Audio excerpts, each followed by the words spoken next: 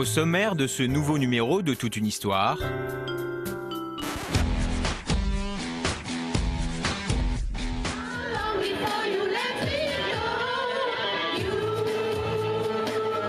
des retraités qui décoiffent.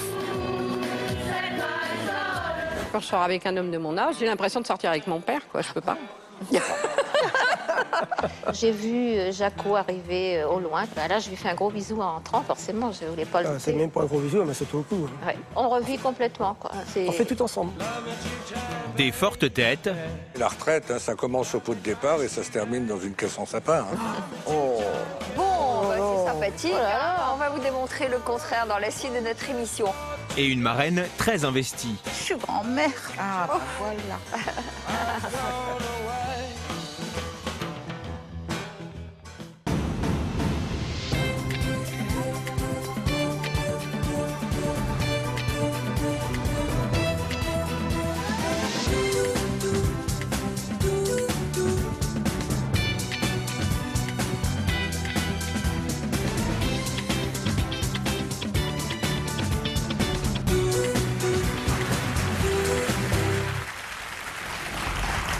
Bonjour à tous, merci d'être à nos côtés une fois de plus. C'est de la retraite que nous allons parler aujourd'hui, un sujet qui nous concerne tous. Et pour vous mettre dans l'ambiance tout de suite, eh bien, je vous propose de regarder cette petite vidéo que nous ont envoyée les Salt and Pepper, un groupe de rockers pas vraiment comme les autres. Regardez.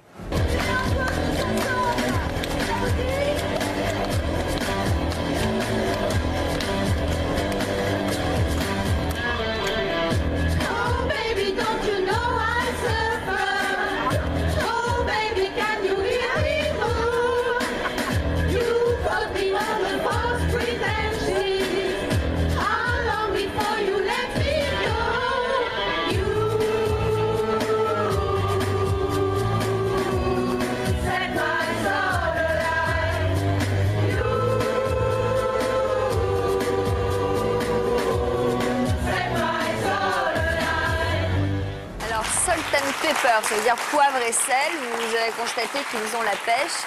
Bonjour Christine. Qui ? Vous êtes ma première invitée aujourd'hui. Une réaction à ces images? Super, ils ont la pêche. Et vous avez la pêche? Oui, bien sûr. Ah, oui. Alors vous avez 65 ans, vous êtes à la retraite depuis 8 ans. Quel était votre métier? J'étais vendeuse dans un grand magasin. Sur un plan plus personnel, quelle vie de couple avez-vous construit? Un couple comme les autres, hein. Le travail, les enfants, la maison à s'occuper, le mari aussi. Pas beaucoup de place pour les loisirs, parce qu'on n'avait pas trop le temps, un petit peu les vacances quand même. Combien d'enfants? 2 enfants et 2 petits-enfants. Un quotidien qui vous satisfaisait? Moyennement, il manquait un petit truc. J'étais plutôt d'un tempérament assez joyeuse, assez dynamique. Et là, je m'étais un petit peu éteinte, je dirais, par la chose. Enfin, par la force des choses. Donc il manquait un petit peu de poivre et un petit peu de sel. Alors, vous nous avez parlé de votre amour de la musique. Oui. Quand nous avons préparé cette émission. Tout à fait. Quand j'étais adolescente, on était un groupe de copains, 4-5. J'avais 16 ans, je pense, à l'époque. Et on faisait un petit peu de guitare, un petit peu de tout. Et puis un jour, ma grand-mère a gagné une loterie. Un premier prix, c'était une guitare, elle me l'a offert et forcément, c'était génial, quoi. Une guitare électrique? Non, guitare acoustique. Donc j'ai commencé à gratter chez moi, j'ai pris quelques cours, puis bon, tout s'est arrêté là parce que je me suis mariée et puis bon, comme je vous ai expliqué... Et alors, se marier, c'est incompatible avec le fait de jouer de la guitare? Oui, parce qu'il y a trop de choses à faire dans une maison. Je pense que quand on est maman, avec des enfants en bas âge, on laisse un petit peu de côté sa passion. Alors, on a d'autres passions, on a ses enfants aussi, c'est pas les mêmes passions. Et son mari surtout. Et son mari, bien sûr, oui. Bien sûr, le mari aussi, il ne faut pas l'oublier. Non. Alors, c'est en 2007 que vous avez pris votre retraite. Oui. À ce moment-là, comment vous voyez cette nouvelle vie qui commençait? Je me disais, chouette, je vais pouvoir faire maintenant tout ce que j'ai envie de faire. Et puis faire des voyages, Et puis malheureusement, la vie a décidé autrement. Et mon mari est décédé, donc tout s'est écroulé à ce moment-là. Il a été malade? On a diagnostiqué sa maladie en janvier et il est décédé en mai. Oula, ça allait vite. C'était rapide, oui. Donc le monde s'est écroulé? Là, oui, je me dis, qu'est-ce que je vais faire?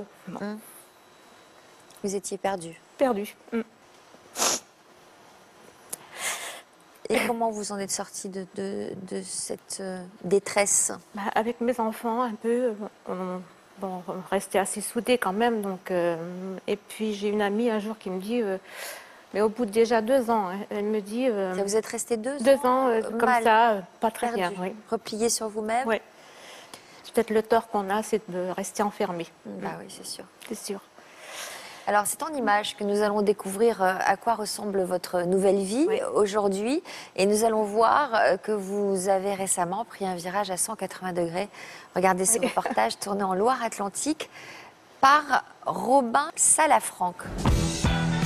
À Nantes, en Loire-Atlantique. Jaco, tu sais où t'as mis ma robe blanche? Sous le côté. Si Christine cherche encore ses affaires, c'est parce qu'elle vient tout juste d'emménager avec Jacques, qui partage sa vie depuis 3 ans. À 65 ans, la vie de cette jeune retraitée a complètement changé et aujourd'hui, c'est une nouvelle femme. Je me suis laissée un petit peu aller pendant un certain temps. Après le décès de mon mari, j'avais plus trop envie de rien, plus envie de sortir, plus rien. Puis un jour, j'ai rencontré Jacques et à partir de là, tout a basculé. Il a tout rénové en fait. Il a rénové la femme et il a rénové la maison. Tout ça, faut dire qu'il est artisan, hein, donc je pense que les ravalements, il connaît. Hein. Cet après-midi, Christine a donné rendez-vous à ses petits-enfants. Dis donc, t'as encore grandi ou quoi, toi? Bah oui. Regarde, et l'autre. Ça va, Jacques? là. Ça va bien. Très joli dans ta robe. Merci. T'es gentil. Elle tient à leur faire découvrir sa nouvelle passion, le rock. J'aime bien un peu me vanter de dire que j'ai une mamie jazz qui fait de la musique. Pour être au point, le couple se rend 2 fois par semaine chez leur ami Pascal. Bonjour tout le monde. C'est nous. Et pour la première fois, ces 2 petits-enfants vont assister à une répétition. C'est bon pour moi. À vous les gars.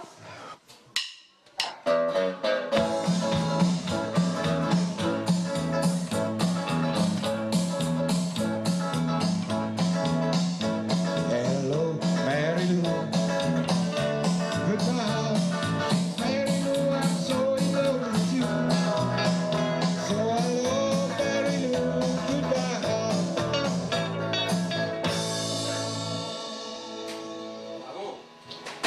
C'est mieux. Ma corde, on l'a cassé.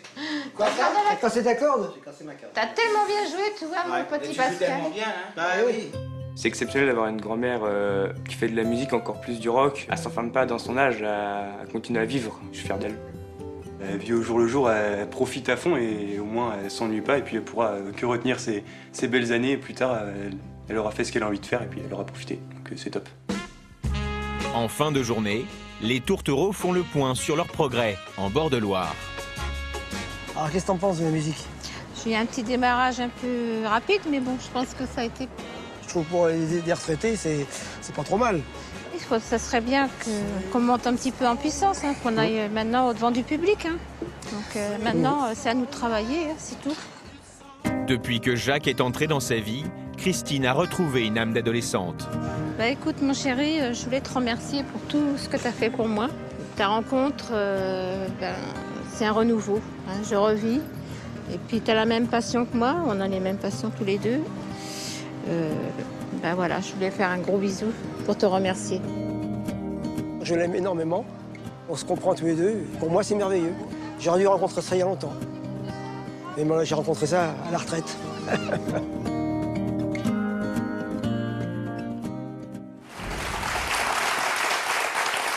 Jacques nous a rejoint. Bonjour Jacques. Bonjour. Pour vous, la retraite a été apparemment très salvatrice, notamment depuis que vous avez rencontré Christine. Vous avez commencé la musique à quel âge, vous? Ouais, j'ai commencé à 16 ans. À 16 ans. À 16 ans, j'ai fait des balles de noces. À 16 ans, j'ai commencé à jouer, faire des balles de noces avec une caisse claire. Mon copain a eu un banjo et puis, comment ça s'appelle, un accordéon. Parce que le banjo, c'est un accordéon, ça. C'est un accordéon, ça. Et pourquoi vous vous êtes arrêté après?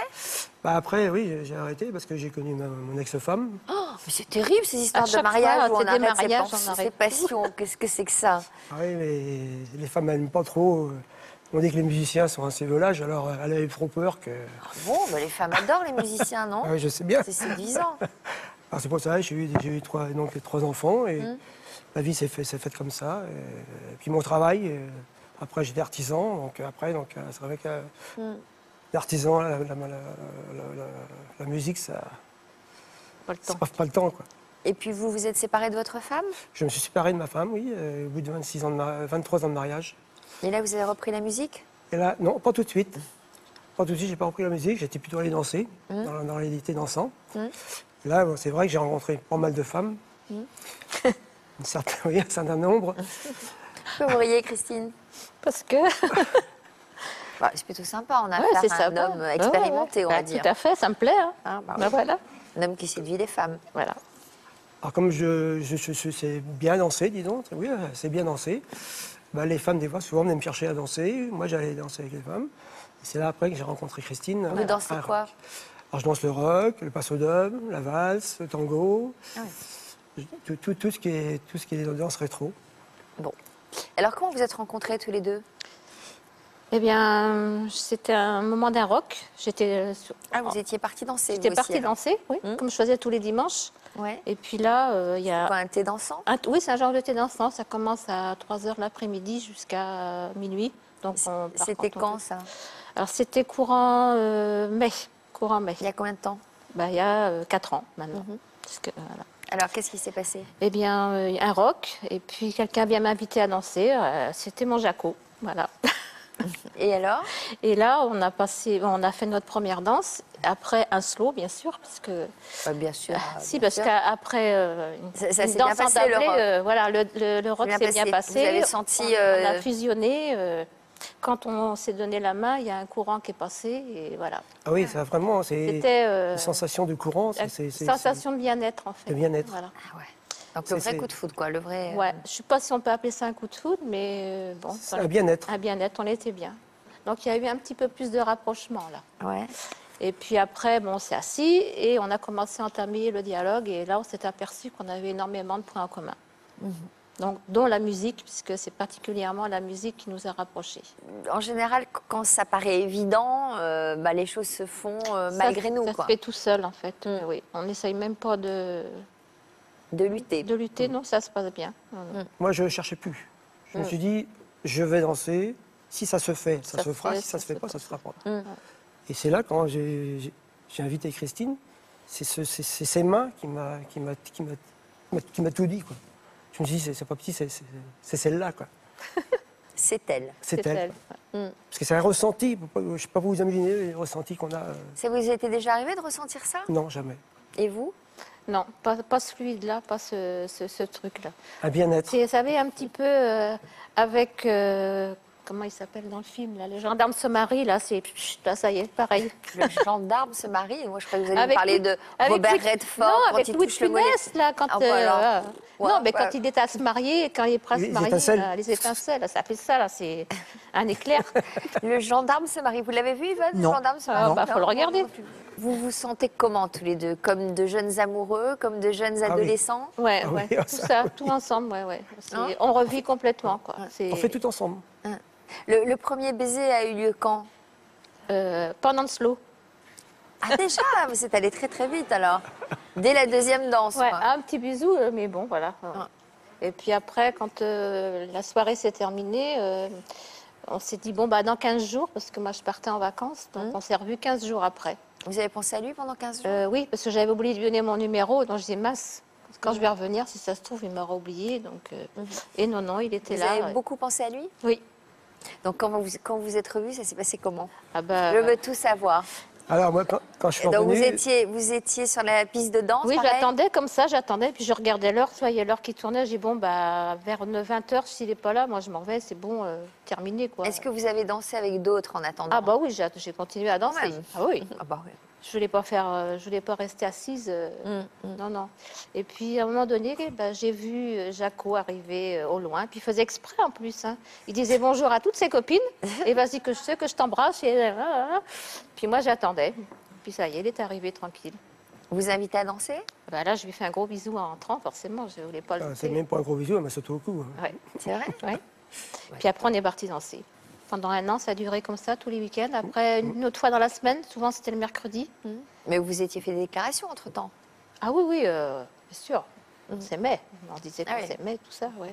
Vous vous êtes mise à vous occuper de vous. Plus, oui. D'abord, Jacques m'a demandé à ce que je change de couleur de cheveux, parce que Ah j'étais bon rousse. C'est vrai? Oui. Ça lui plaisait pas? Non, je sais pas. Mais, puis moi, j'avais un petit peu envie de changer, de Non, me ça l'a faire... vieilli, ça l'a vieilli. C'est une horreur. Ça l'a vieilli. Donc vous lui avez demandé de changer de couleur Oui, de oui. cheveux. J'ai laissé pousser mes cheveux et moi, j'ai fait des mèches, voilà. Et les lunettes? Les lunettes, elles sont parties, c'est des lentilles. Bon. Voilà. Donc vous avez fait un petit effort de look. Ah oui, beaucoup, oui, je pense. Bon. Alors, Christine, votre fils nous a confié son ressenti sur votre nouvelle vie. On va l'écouter et puis vous nous direz après ce que vous en pensez.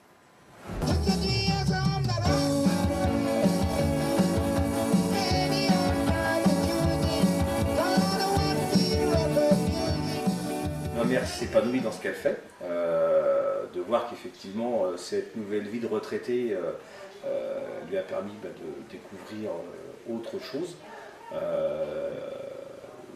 Sa vie avec son nouveau compagnon et la découverte de la musique, effectivement je ne me serais jamais imaginé la voir en tant que bassiste dans un groupe de rock à 60 ans passés. Donc le fait de la voir effectivement s'épanouir et s'amuser sur scène, c'est quelque chose d'exceptionnel. Vous me dites ça fait drôle. Ouais, ça fait drôle de le voir comme ça, c'est vrai. De se voir ou de l'entendre? De l'entendre, oui, de l'entendre. Pourquoi? Je sais pas, parce que il n'est pas très expressif, il dit pas trop. Et là, il s'est lâché, donc c'est bien, je trouve. Bah, vous aviez déjà compris qu'il est... Oui, il aimait bien quand même, parce qu'on lui montrait ce qu'on faisait, mais... Bah, ça doit lui faire plaisir Ouais, de ah vous oui, oui. voir heureuse et... Ah bah maintenant, oui, parce qu'on a fait des réunions de équilibrée. famille depuis, et depuis, c'est vrai, il nous sent bien. Puis non, maintenant, la musique, c'est tellement fort pour moi et pour Jacques. Quel est votre répertoire? Le rock, du rock et puis chansons, des variétés. On est sur les années 60, 70. Et puis on fait aussi de Et on fait un petit peu de musique créole, puisque notre guitariste est mauricien. Et mauricien. Il commence à nous initier à ces musiques-là. Donc tout va bien. Tout va bien. Tout va bien, Qu'est-ce que vous diriez à ceux qui nous regardent et qui n'ont plus aucun espoir, qui se disent ça y est, tout est fini? Non, non, rien n'est fini. À la Rien n'est retraite, fini. non, au contraire, à la retraite, il faut faire ce qu'on n'a pas eu le temps de faire avant. Et ça, c'est important, il faut bien vieillir. C'est vrai que la retraite, c'est un grand bouleversement psychologique. Ouais. Alors, il y a ceux pour qui c'est un effondrement total. Ils sont face à face avec eux-mêmes et ils ont l'impression d'être inutiles, de servir à rien.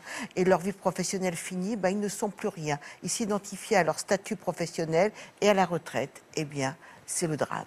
Les autres, finalement, eh bien, au contraire, c'est une forme de libération. On n'est plus du tout dans le registre « je dois faire ci, il faut que je fasse ça ». On est tout simplement dans le registre du plaisir. Mais l'un comme l'autre, vous avez tous un syndrome, le syndrome de l'agenda. Ils ont des agendas hyper remplis, C'est vrai. qu'ils soient dépressifs ou pas.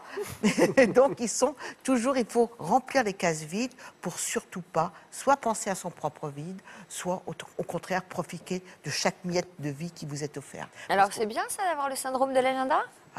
Pour certains, oui, mais pour d'autres, ils comblent comme ils comblaient dans leur vie professionnelle. Il ne faut surtout pas de temps vide, parce que la retraite, Sophie, c'est un rendez-vous avec soi. C'est une véritable crise. Donc il faut apprendre à avoir des temps vides.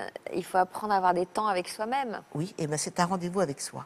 Alors quand, dans sa vie professionnelle, on n'avait pas le temps d'avoir des rendez-vous avec soi, qu'on était constamment reconnu par un entourage, eh bien on a fini par faire en sorte de coller sa propre identité à son identité professionnelle. Et là, c'est ce syndrome de l'agenda qui se remplit, eh bien c'est souvent pour se fuir soi-même, pour fuir finalement ces failles qu'on appelait ces failles narcissiques. Je vais demander à une comédienne maintenant de venir nous rejoindre, une comédienne que vous connaissez bien. Merci d'accueillir très chaleureusement Valérie Mérès.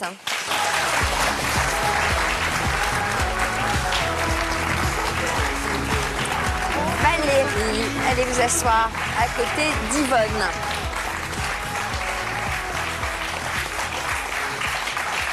Merci Merci d'être avec nous, Valérie.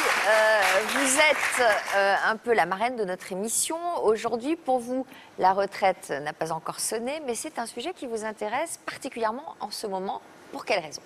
Alors, c'est surtout le changement de vie qui m'intéresse le plus, parce que je joue une pièce à partir de ce soir au Théâtre La Bruyère qui s'appelle Partie en Grèce. Et c'est l'histoire de Solange Rossignol, qui est une femme qui a eu 2 enfants, qui a un mari qui la regarde pas plus beaucoup, qui est femme de ménage et qui s'ennuie beaucoup dans sa maison, alors qu'au départ, c'était plutôt une pépette. D'ailleurs, ça m'a beaucoup touchée d'entendre Christine, parce que on est toutes des Solange Rossignol quelque part, à un moment de notre vie. C'est-à-dire un quotidien qui, petit à petit, éteint les passions, éteint les envies, éteint les regards. On s'oublie. Exactement, c'est tout à fait ça. C'est une femme qui au bout d'un moment, elle s'en est pas rendue compte. Son mari, elle le dit à un moment, elle dit, et à un moment donné, Patrick est devenu l'autre. Elle l'appelle l'autre, son mari, en parlant de lui. Et grâce à une copine qui part en Grèce, elle va avoir cette opportunité de partir. Alors, elle va se poser des questions, énormément de questions. Est-ce qu'elle peut partir? Elle culpabilise beaucoup. Mais de partir en vacances ou de quitter son mari? De partir 15 jours en Grèce. Ah oui. Au Et départ. rien que pour ça, elle culpabilise. Oui. Mais parce que quand à un moment, elle le dit à sa fille qu'elle va partir, parce que les enfants sont partis de la maison aussi, donc le syndrome du nid vide a été très, très dur aussi. Et quand elle dit à sa fille qu'elle part en Grèce, elle dit « Tu pars en Grèce? Mais pourquoi faire ?» Donc elle se sent pas du tout soutenue, etc. Enfin, elle a du mal à partir. Bon, et elle va partir parce que son mari va pas être gentil, va pas réagir bien sur un truc, donc du coup ça va lui donner. Et elle va partir. Et là, elle va se retrouver en Grèce et grâce à un homme, mais ça n'est pas que ça qui va lui faire prendre conscience que. Qu'à n'importe quel âge, il se trouve qu'elle a 52 ans, c'est pour ça, elle n'est pas du tout encore à la retraite, mais qu'à n'importe quel âge, on peut arrêter de subir et choisir sa vie. Voilà. Et c'est la renaissance d'une femme, et ça me fait un plaisir fou de jouer cette pièce que j'ai créée à Avignon en juillet, donc je connais les réactions, surtout des femmes, même si les hommes peuvent venir, il n'y a aucun souci, ils aiment bien. Ça fait beaucoup de bien aux femmes, ce spectacle. Enfin, ça fait bien du bien aux femmes, mais c'est aussi un sujet concernant pour les hommes, parce que certains sont dans la même problématique en milieu de vie. Ils peuvent aussi choisir de prendre les rênes de leur vie qu'ils subissent jusqu'à ce moment-là. Exactement. Bon, et alors vous, sur le plan perso, est-ce que, par exemple, ce syndrome du nid vide, le moment où les enfants s'en vont, vous avez des enfants, vous, Valérie? Oui, j'ai 2 enfants. Ils ont quel âge? J'ai 28 et 21. Donc ils sont partis? Oui, absolument. Ça a été très dur. Très dur? Ça a été très dur, mais je me suis... Bon, en même temps, j'ai un métier qui me passionne. Ouais. Donc, mais vous l'avez ressenti, ce syndrome de... Parce qu'il y a un moment, on est soulagé aussi qu'ils s'en aillent, non? Non, sur le moment, c'est un truc très... Ils sont partis en même temps, en plus, à ce moment-là.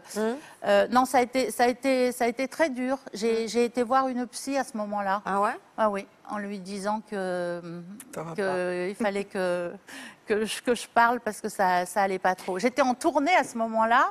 Alors j'allais avec les copains, on faisait le tour de la France en jouant une pièce de théâtre. C'était la colo, c'était génial. Et je rentrais à la maison et je pleurais. Ah ouais. Alors, en préparant l'émission, vous avez dit que vous aviez eu 3 vies, vous. Comment vous les définissez? Ah oui, je disais que 3 parties de vie. En principe, 3 parties de vie. Il y a avant les enfants, où on pense qu'à soi. Avec les enfants, on ne pense qu'aux enfants. Ouais. Et donc, quand ils s'en vont, nos repères sont faits suivant les enfants, en fait. Ouais. Et le jour où ils s'en vont, il n'y a plus de repères. Donc là, il faut se recréer des repères. Mais c'est étonnant ce que vous dites, parce que quand même, quand on est comédienne, il faut quand même penser à soi. On ne peut pas penser qu'aux enfants. Mais bien sûr, mais je ne suis pas en train de vous dire que j'ai une vie horrible, etc. Non, c'est juste que je crois quand même que ma vie de comédienne était aussi faite avec les enfants au milieu, au centre. C'est ça. C'est-à-dire vous avez fait des choix qui vous ont permis de rester une mère avant tout.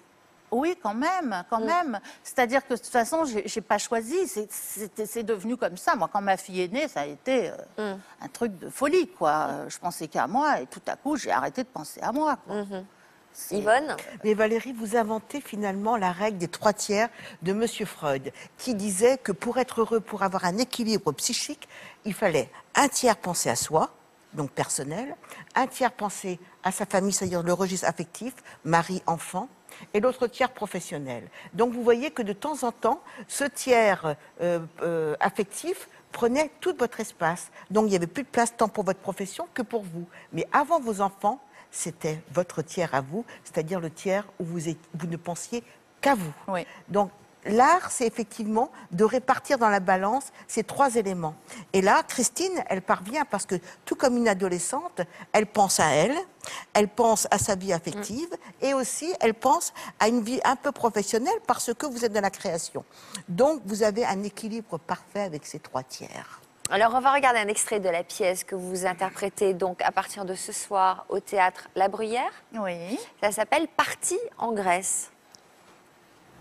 Non mais t'imagines la tête qu'il ferait l'autre s'il devait se débrouiller tout seul pendant 15 jours. Déjà que quand je vais aux toilettes, au bout de 5 minutes, il serait prêt à lancer un avis de recherche avec appel à témoin. Avec un peu de chance, monsieur se rendra même pas compte que je suis pas là. Oh là là, faut que je lui laisse un mot. Parti en Grèce. Je reviens dans 15 jours.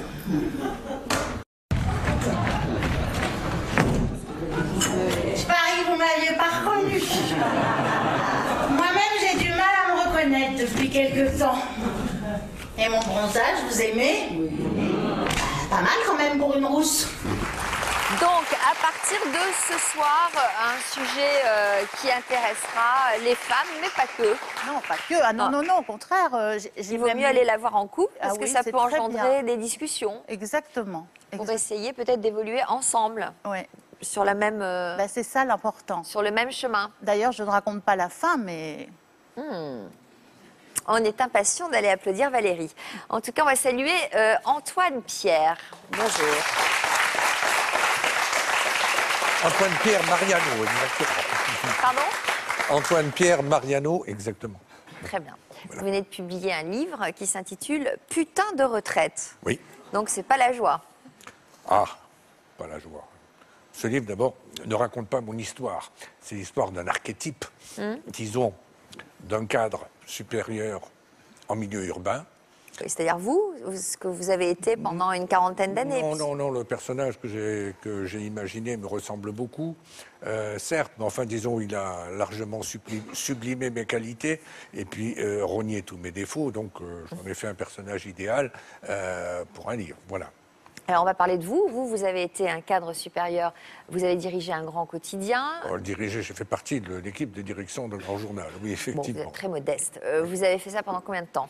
Eh bien, j'ai passé 40 ans dans le même journal, exactement jour pour jour, d'ailleurs, c'est curieux. Comment vous imaginiez votre retraite? Ah, Il vous tardait d'être à la retraite? Le problème de la retraite, c'est-à-dire pourquoi j'ai essayé de faire ce livre, moi j'y dénonce 2 choses. La première, c'est le gâchis humain, et la deuxième, c'est le gâchis économique. Bon, le gâchis économique, ce n'est pas notre sujet aujourd'hui, mais quand un individu sait que à 60 ans, ou à 61 ou 62 maintenant, il doit s'arrêter, que se passe-t-il? Il est fatalement démobilisé 6 à 7 mois avant. Donc pour lui, bien sa fin de carrière, c'est un ennui sans fin. Et c'est comme au service militaire, on compte les jours, n'est-ce pas? Et il faut que ça s'arrête. Voilà. Alors, ce gâchis humain, il faudrait peut-être un jour y renoncer, car finalement on s'aperçoit qu'un individu normal arrive à vivre, disons, jusqu'à 90 ans. Il travaille entre 25 et 60 ans. Et à 60 ans, il peut encore faire un tas de choses. Et que fait-il? Il n'a rien à faire, parce qu'il est déclassé, il est qualifié d'obsolète, comme sont qualifiées les machines qui ne sont plus utiles, et donc eh bien, il perd un petit peu ses repères. Voilà. C'est ce qui vous est arrivé? J'essaye de lutter, mais c'est arrivé à beaucoup de mes amis. Donc c'est pour ça qu'avec ce livre, j'ai fait, disons, la synthèse des problématiques qui se posent. De beaucoup de mes amis qui étaient soit ingénieurs, soit autres, et qui se retrouvent finalement, j'allais dire, privés de d'une grande partie de leur existence. Voilà. Vous vous souvenez très précisément de ce pot de départ les pots que de vos départ, collègues ont organisé? C'est pareil dans toutes les entreprises, vous verrez. Enfin, c'est pas pour demain, mais dans quelques années, quand vous partirez, vous savez, verrez. ça peut aller beaucoup plus vite qu'on ne le croit. Oui, mais enfin, si vous aviez droit à un pot de départ, vous verrez, il y aurait sûrement une bonne dizaine de personnes qui disaient chouette, elle s'en va, on va pouvoir avoir une promotion. Voilà. C'est ça la vérité.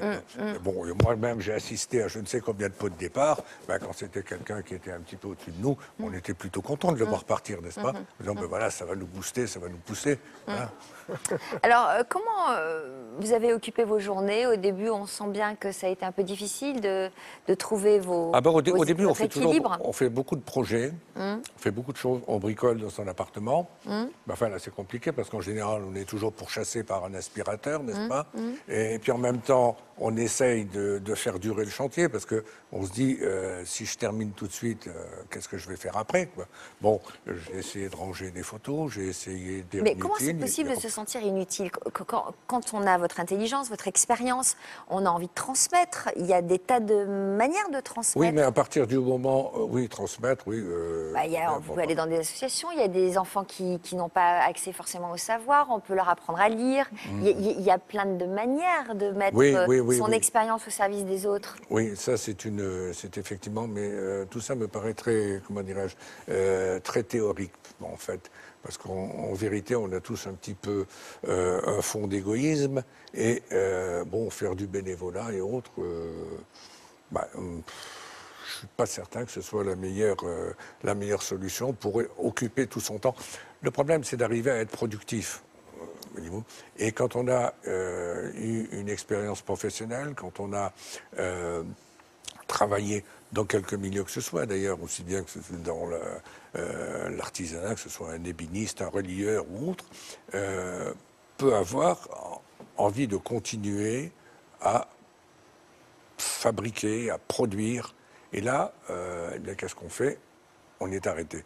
Et il ne faut pas se faire d'illusions dans tous nos métiers de communication, nos métiers publics. Une fois qu'on n'est plus à son bureau, qu'on n'a plus son numéro de téléphone, il ne faut pas se faire d'illusions, on n'existe plus, n'est-ce pas? Donc c'est quoi le problème? C'est un problème de reconnaissance, de statut social? On perd son statut social? On n'est plus personne? On n'existe plus aux yeux des autres? Non, aux yeux de soi-même déjà. Parce que si vous voulez, le problème des retraités, c'est quoi? C'est d'arriver à... déjà, gérer son emploi du temps. Alors, si on prend son carnet, on s'aperçoit que c'est quand même assez vide. Si on peut-être jouer au bridge ce soir-là, on peut peut-être aller voir sa vieille maman ou autre. Et puis ensuite, essayer de gérer cette inquiétude sur le futur.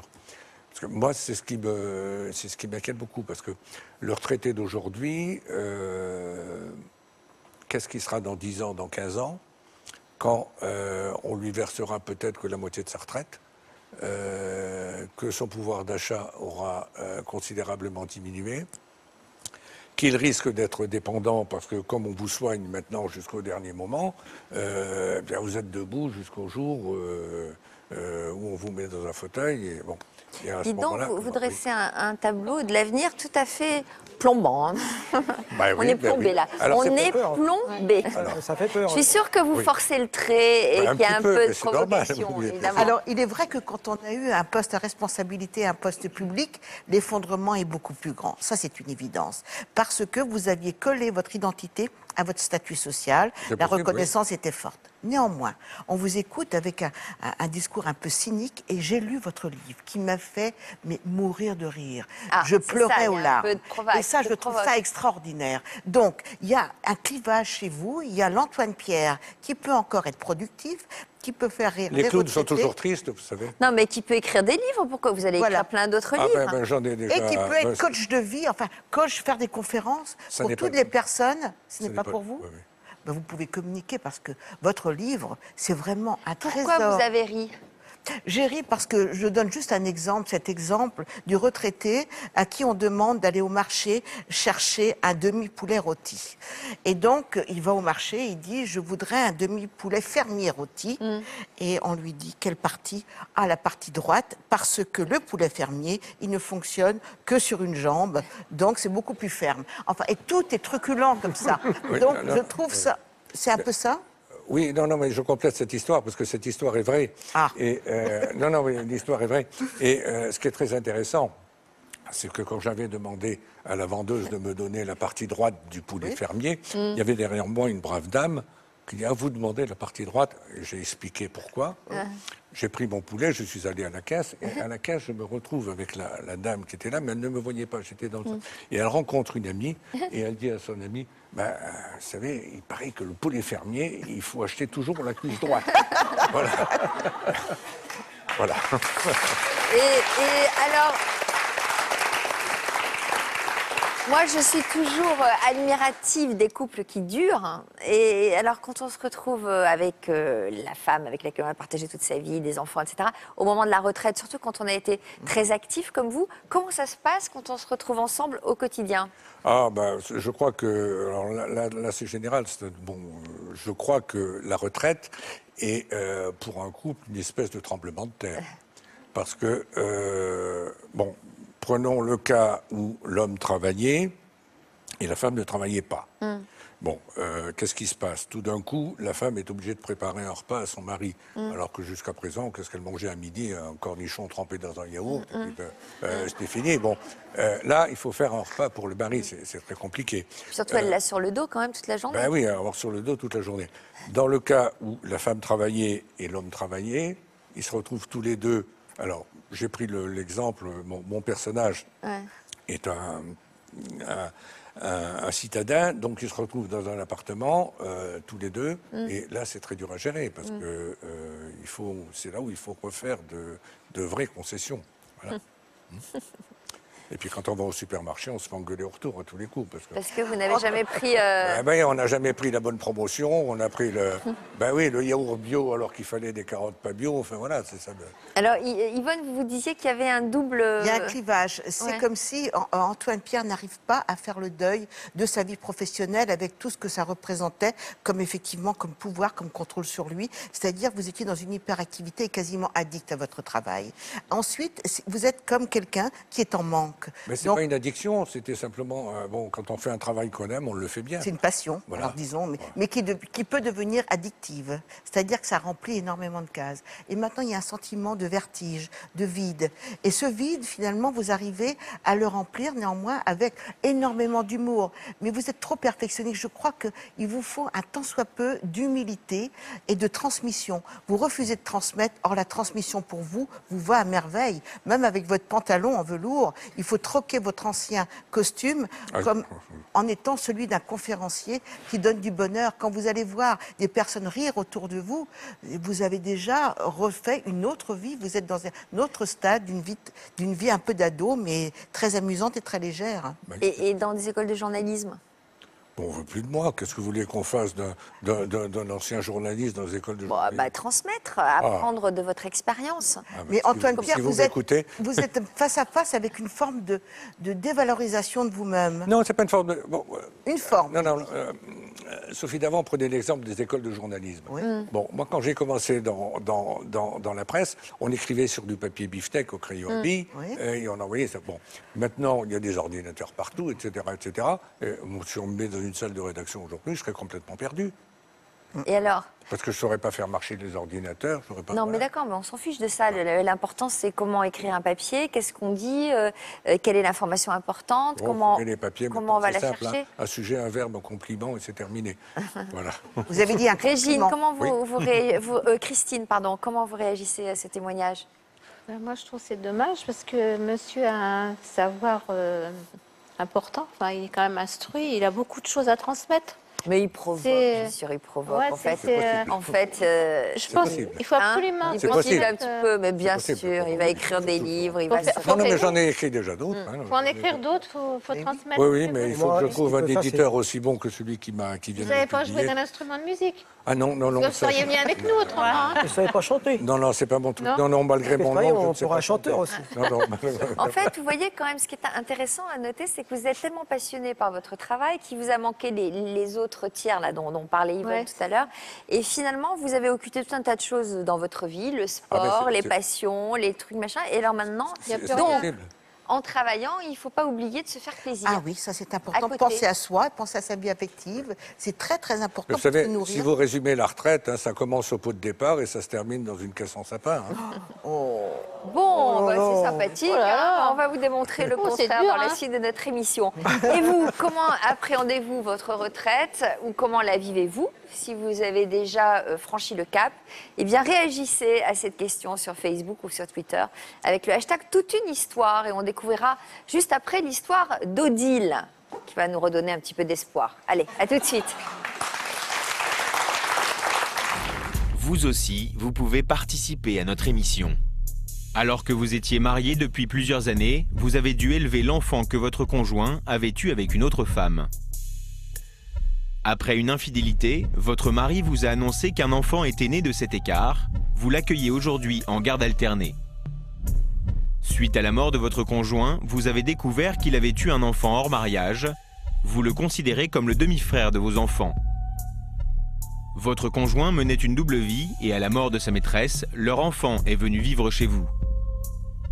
Votre conjointe est enceinte et elle vient de vous annoncer que le bébé qu'elle porte n'est pas de vous. Vous envisagez d'élever cet enfant. Pour nous raconter votre histoire, contactez-nous au 0820 16 30 15 ou sur les réseaux sociaux.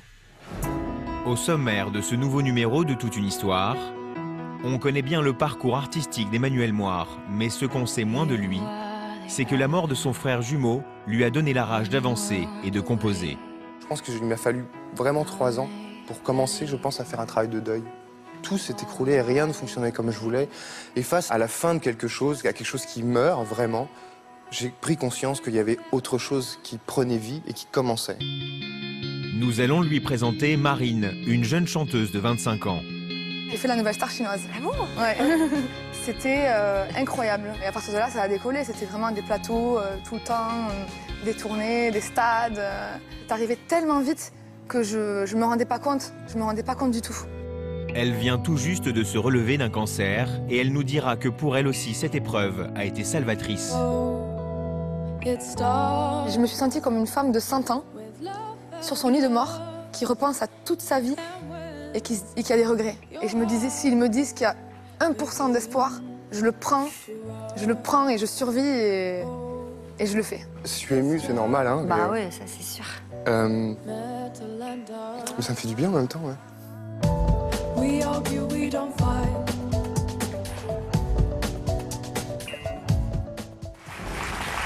Bienvenue si vous nous rejoignez sur le plateau de Toute une histoire. 55% des Français se considèrent tranquilles face à cette étape de vie qu'est la retraite. 28% d'entre nous sont même impatients d'y être. Bonjour Odile. Bonjour. Vous êtes dans quel clan? Les impatients d'être à la retraite? Disons que quand je me suis arrêtée, j'étais contente de m'arrêter. Bon, donc vous êtes dans les 55% qui sont Oui, parce qu'il y a une vie après le travail. Bon. Vous faisiez quel travail? J'ai travaillé essentiellement dans la vente. Vous êtes partie à la retraite il y a 7 ans. Oui. Et ce départ à la retraite a marqué un grand virage dans votre vie.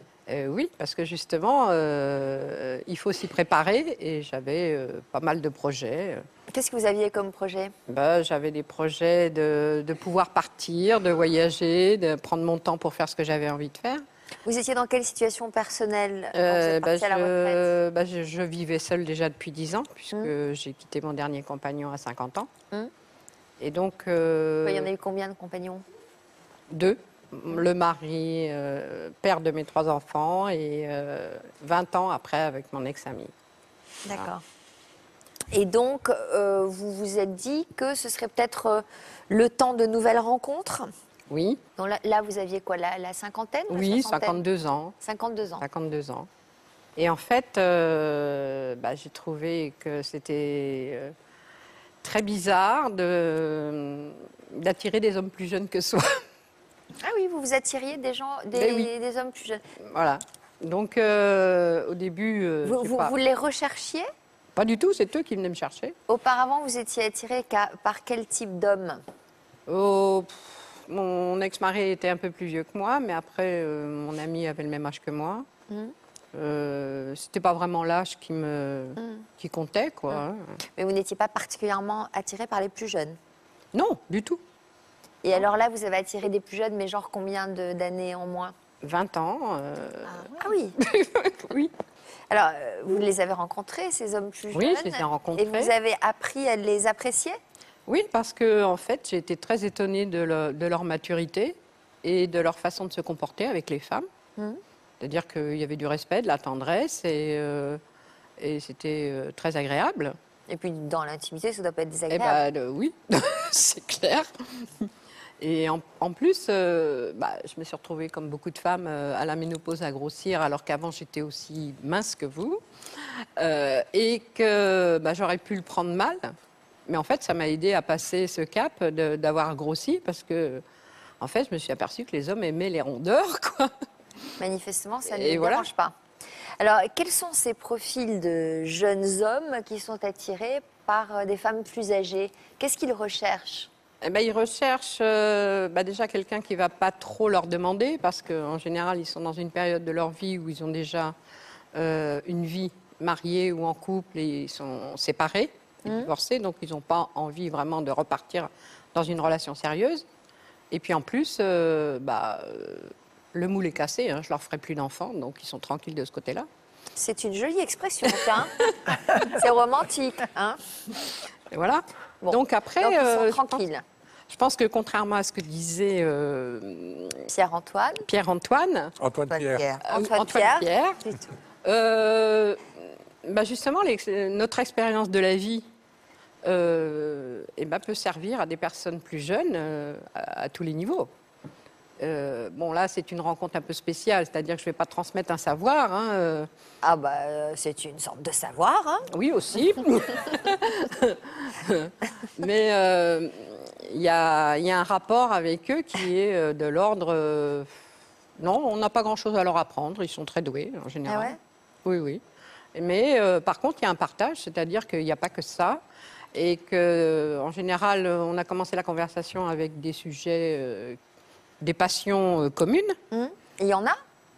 Oui, par exemple, un petit guitariste qui aime qu'on parle de musique et qui est content de tomber sur quelqu'un qui a une grande connaissance de la musique en général et qui peut en parler. Voilà. Surtout quand on parle de tous les compositeurs et artistes des années 60-70, quoi, voilà, qui est mon créneau. D'ailleurs, c'était les meilleurs, je le dis en passant. Confirme. Et voilà, donc c'est un partage.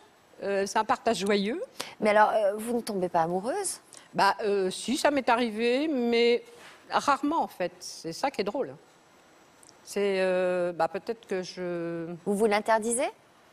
Je me l'interdis pas, mais peut-être que je mets des barrières, oui, pour éviter ce problème-là. D'ailleurs, la première personne que j'ai rencontrée au départ, quand on avait discuté, il n'y avait pas sa photo. Et au moment de la rencontre, puisqu'il habitait aussi sur Toulouse, il me dit, je vais vous envoyer quand même ma photo. Et là, quand j'ai vu la photo arriver sur le PC, j'ai dit non, au secours, je ne vous rencontre pas. Il me dit pourquoi? Il était moche? Vous êtes trop beau. Ah bon? Ah non, Alain Delon à côté, il était pâle. Non. Donc, j'ai dit non, là, ça ne va pas le faire parce que là, je vais tomber amoureuse. Et puis finalement... vous êtes quand même très sensible au physique alors? Pardon? Vous êtes très sensible au physique? Oui, non, mais en plus, il y avait quelque chose derrière. C'était quelqu'un de très, très gentil, très instruit. Et alors, quand vous l'avez vu en vrai, vous avez été... quand je l'ai vu il ne vous a pas vrai, déçu? En fait, il était très intimidé par les femmes. Et c'est pour ça qu'il voulait avoir une relation avec une femme plus âgée. Voilà. Et ça s'est très bien passé. Et vous n'êtes pas tombée amoureuse? Si, un peu. Alors, il y a des moments où vous devez vous souvenir. C'est compliqué de se mettre des barrières à chaque fois. Et oui, non, mais ce qu'il y a, c'est qu'il ne faut pas s'emballer, quoi. En étant lucide, Mais c'est-à-dire triste, que... alors, c'est-à-dire que vous êtes frustrée. Non, pas du tout, mais je me dis que ça ne peut pas forcément durer, donc il faut que je m'y attende. Voilà. Et pourquoi vous ne cherchez pas un plus âgé? Bah, j'ai essayé, mais j'ai un petit problème avec ça, quoi. Pourquoi? Parce que quand je sors avec un homme de mon âge, excusez-moi, mais j'ai l'impression de sortir avec mon père, quoi. Je peux pas. Quoi, vous parlez sur le plan... Mais c'est pas du jeunisme, hein, c'est pas du tout ça, ça n'a rien à voir. C'est quoi? Simplement C'est l'état d'esprit? Pardon? L'état d'esprit, Oui, l'état d'esprit, ils sont déjà dans leur charentaise. Au bout de 2 mois, ils sont amoureux fous, il faudrait qu'on vive ensemble au bout de 3 mois. Non, je peux pas, là, au secours. Vous voulez pas revivre avec quelqu'un? Si, mais pas comme ça. Je veux dire... C'est-à-dire? Eh ben, pas déjà au bout de 3 mois, et puis pas... Pas dans les charentaises, on a Voilà, bien pas compris. dans les charentaises. Et puis c'est sûr que quand sexuellement on a eu affaire certainement à des hommes plus jeunes, ça ne va pas être évident de... J'imagine. Bah, oui, de toute façon, les hommes ne sont pas des robots, ils ont des pannes. Hein, Comment? Nous. Pardon? J'ai pas entendu. Ils ont J'ai des pas pannes. entendu. Qu'est-ce qu'elle a dit? Les hommes ne sont pas des robots, ils ont des pannes. Ouais. Bon, il faut être indulgent, c'est pas le problème. J'ai pas dit non plus que je voulais absolument qu'ils soient performants. Ah, vous avez besoin qu'ils soient très performants. Bah oui, quand même un peu. J'ai Vous avez- une bonne nature, on va dire ça. Une gourmande. Gourmande, mais bah, oui. Odile illustre bien que parfois à l'adolescence, on se retrouve avec des émotions d'ado. C'est une crise Oui. par rapport à l'arrêt du travail, mais c'est comme une crise d'ado, c'est-à-dire on quitte ses inhibitions, c'est comme si on quittait le monde du travail et comme on quitte la maison de papa-maman. Donc on s'envole et on a l'impression que vous prenez un envol extraordinaire et que vous jouissez de la vie, mais chaque jour vous êtes une véritable épicurienne et le regard des autres ne vous porte pas préjudice du tout, vous vous en êtes totalement détaché. Donc chaque jour c'est quelque chose, c'est une fête pour vous. C'est ça. C'est ce que j'ai mis sur mon site d'ailleurs. Chaque jour est une fête. Bon. Alors vous recherchez là, vous aimeriez quand même Ah bah oui, construire une j'aimerais bien, relation? oui, bien sûr. Donc tomber amoureuse et partager. Oui, bien sûr. Alors vous cherchez quel profil? Le profil de quelqu'un qui aime rire, parce qu'on ne va pas s'ennuyer non plus. C'est quoi? Qui aime rire. Ah, qui aime rire, j'avais compris. Qui aime s'amuser. Oui. Peut-être même justement qui a un tempérament un peu ado, qui est prêt à faire plein de folies, quoi, n'importe quoi, comme ça lui prend. Voilà, moi j'ai sauté en parachute, j'aimerais bien sauter en parachute. Faire des choses comme ça, quoi. Ou demain on s'en va, je fais mon sac et on s'en va. Quoi. Donc vous n'avez pas besoin d'être rassurée? Bah, c'est peut-être pas très... c'est peut-être un peu immodeste, mais oui, non, j'ai pas besoin d'être rassurée. Quel âge? Faudrait pas que ça dépasse 55. C'est à peu près ça. Sauf si on trouve des hommes comme... qui lui est encore... Pierre. Alors, dites-moi... Pardon, Christine, mais votre Jaco semble avoir... J'ai l'impression qu'il s'est un peu dans ses cordes. Oui, voilà, non, mais quelqu'un voilà, qui fait rire. Qu'est-ce qui vous plaît chez Jaco? Parce qu'il a beaucoup d'énergie, qu'il vit aussi comme un ado avec sa musique, sans s'occuper du reste, il fait sa vie, quoi. Il danse et... oui. Vous avez besoin qu'on vous refasse votre maison, peut-être? Non, pas vraiment, non, parce que je suis moi-même très bricoleuse. Comme je dis, moi, j'ai pas besoin de quelqu'un pour tenir la scie sauteuse, c'est pas un problème. Ça dépend. Quel signe. Bon. Mais après, voilà, mais eux, ils sont adorables, ils partagent un truc fabuleux. Si je savais faire de la musique, tout de suite, j'irais chercher. Et alors, vous n'avez pas peur que ça effraie un peu les hommes, là, qui nous regardent un tempérament pareil, vous en pensez, Valérie? Tempérament de feu, tempérament qui a besoin beaucoup d'enthousiasme. Ça vous fatigue, non? Ça, non? C'est pas ça, non, je trouve ça formidable. Moi, je n'irais jamais m'attaquer à un mec de 20 ans de moins que moi. Parce que... Pourquoi? Je me dirais, il y a un problème. Oui, c'est ce qu'on se dit au début. Mais en fait, après... Vous diriez quoi? Il a besoin d'une maman? Non, non, jamais. Je sais pas, moi je trouve ça ça. tellement logique quand je suis avec des jeunes femmes de 35 ans, si on se promène toutes les deux dans la rue, que les mecs de mon âge regardent la fille de 35 ans. Tout à fait. Mais c'est pas bien de penser ce que je pense. Vous trouvez ça logique? Mais je trouve ça logique. Bah oui. Non, mais moi, je leur dis aussi, hein. Quand ils viennent me chercher sur le site, je leur dis, mais vous ne pouvez pas trouver une femme de votre âge, quoi. Mais non, elle ne m'intéresse pas. Bon, pourquoi j'irais me flageller, hein, autant que j'en profite. Voilà. Oui, c'est sûr. C'est tout. Libre d'esprit, vous êtes vraiment doté d'une grande liberté et je trouve qu'il faut saluer ça. On n'en est pas tous capables et toutes capables, mais bon, vous, j'avoue que vous avez trouvé une des clés de votre bonheur au quotidien. Je pense que pour l'instant, oui. Et comme il faut vivre chaque instant, c'est-à-dire que moi, je vis tous les jours sans savoir ce que je vais vivre. Oui. Mais j'en profite. Et vos enfants, ils en pensent quoi, vos 3 enfants? Mes enfants. Ils ont quel âge, vos enfants? L'aîné a 47 ans, ma fille 3 ans de moins et le dernier 38. Ils sont contents, maman s'éclate. Ah, ils le savent qu'ils vous arrivent Je ne leur présente pas, hein. En même temps, je ne leur présente pas, mais... Mais ils savent qu'il vous arrive de fréquenter oui, de jeunes bien hommes. sûr. Ah oui, mais je cache rien, de toute façon. Ça ne les choque pas? Non, du tout. Ils ont été bien élevés. Qu'est-ce que vous auriez envie de dire à Antoine Pierre? Déjà, il est en couple. Et je pense qu'il vit ce que mes parents ont vécu. Je ne suis pas en couple, madame, je suis marié. Oui, marié. C'est en couple quand même. Enfin, marié, je veux bien. Il y a une différence. Vous voulez pas mon numéro de téléphone? Bon, d'accord, alors c'est bon. Si, pour lire votre livre, peut-être quand même. Ça, il se trouve dans toutes les bonnes librairies. Bon, d'accord.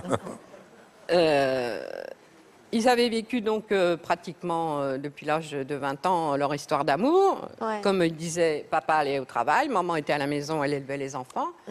Et ils sont partis à la retraite dans le Lot. Et là, maman a pris sa petite vengeance, c'est-à-dire que quand papa était là 24 heures sur 24 et qu'il avait l'intention d'aller sur son territoire, c'est-à-dire faire la cuisine ou se lever à telle heure, etc., là, j'ai vu ma mère parler à mon père comme jamais j'avais vu. Elle s'est rebiffée, alors qu'avant, elle ne se rebiffait jamais, quoi. Et c'est vrai que la difficulté, ça a été ça. C'était que mon père trouve le créneau pour ne pas la déranger et vice-versa, quoi.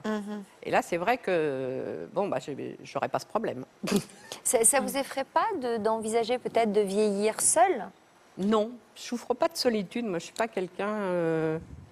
non. Je ne pense pas. Maintenant, je me dis que je ne vais peut-être pas enchaîner les aventures jusqu'à 80 ans quand même. Hein. Il va falloir que je me calme. Il vous arrive d'aller danser, vous aussi? Oui, je danse la salsa.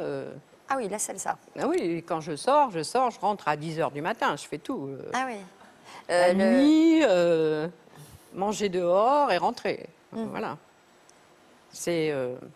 D'abord, c'est une très bonne gymnastique. Et en plus, la danse, c'est quelque chose qui nous maintient dans la gaieté. Dépêchez-vous parce que vous aurez peut-être des rhumatismes bientôt.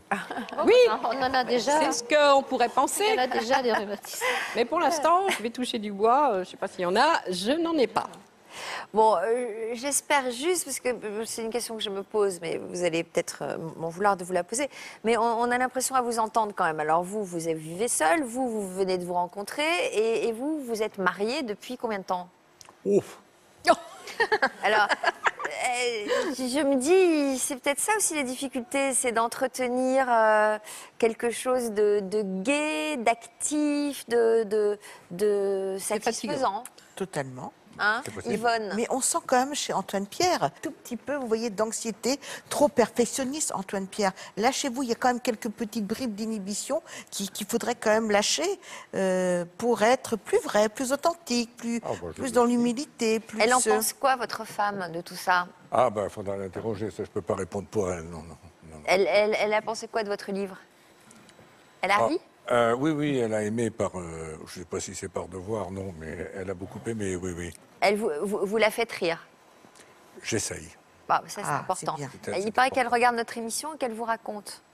Oui, elle regarde votre émission tous les jours. Ah bon? Et vous, non? Vous avez autre chose à faire? C'est en général l'heure de ma sieste. C'est excellent pour s'endormir. Emmenez-la me voir. Ça va peut-être lui donner des idées. Dites Nous donc. viendrons vous voir au Théâtre La Bruyère. Bon, merci en tout cas. C'était une discussion passionnante. Odile, c'est vous que nos téléspectateurs auront le plaisir de retrouver cet après-midi. Et qui sait, donc peut-être que parmi ces internautes se cachera le nouvel élu de votre cœur. Vous viendrez nous le présenter en tout cas, j'espère. Merci à tous pour votre fidélité. N'oubliez pas la rubrique Toute une histoire dans Version Fémina ce week-end. Et on se retrouve juste après la pub avec Pierre, Jorick et Muriel pour un nouveau numéro de l'Histoire continue. Et allez applaudir Valérie Mérès au Théâtre La Bruyère pour Partie en Grèce à partir de ce soir. Merci, à tout de suite. Merci beaucoup d'être venu nous voir. Merci. Merci. Je vais lire ce livre avec plaisir. Au menu de ce nouvel épisode de l'Histoire continue, quelques jours après la rentrée, nous avons, nous aussi, décidé de retourner sur les bancs de l'école. Nous y avons retrouvé le jeune Jorick, dont nous avions fait la connaissance l'an dernier. Il a parlé à 15 mois, il a lu l'alphabet à 22, et à 3 ans, le pédiatre m'a dit « Maintenant, il faut que tu redeviennes institut, tu vas lui faire le CP ». Et Muriel, une femme dont le parcours a laissé la rédaction sans voix et que nous avons donc tenu à vous présenter. J'ai dû faire une reconversion, donc on est parti pour le bac. C'était difficile de se replonger dans les études parce que de dire aux enfants faites vos devoirs et après c'est vous qui êtes là pour les faire, c'est pas évident. À tout à l'heure sur le plateau de l'Histoire continue. Yes, I'm